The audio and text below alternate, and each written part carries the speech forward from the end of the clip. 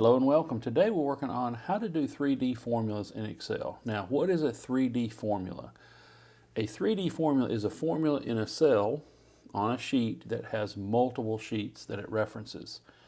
So let me show you the example here. Here we have January, we have February, March, April, May, June, where we have all the salespeople, we have different regions of the country, and so we want to calculate maybe the sum. In this case, I'm going to do the averages.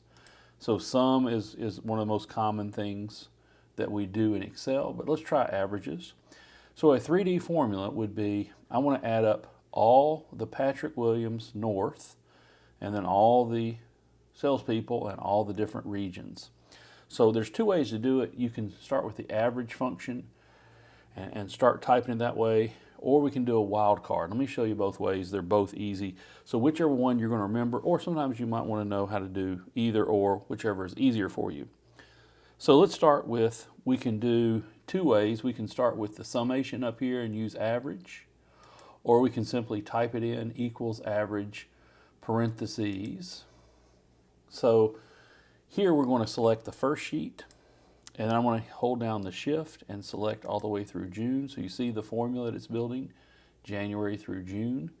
And all we have to do is hit B2, because that's where Patrick Williams and the North intersect. So I'm going to hit enter.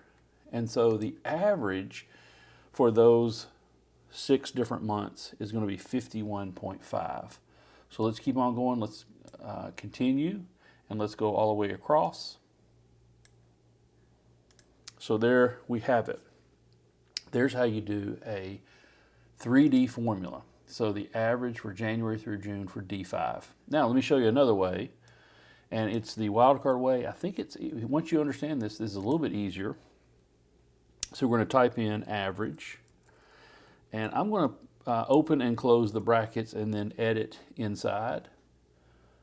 I'm going to edit right there inside, and here's what I need to type. I need to type a single quote, an asterisk, which is above the 8, a single quote, and then an exclamation point to show, hey, we're talking about all these different sheets.